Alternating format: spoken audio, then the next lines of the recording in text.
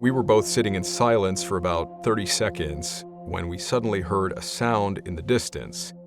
We both questioned it, but agreed that it was most likely a truck driving on a road in the distance. But immediately after that, whatever was out there with us made itself known.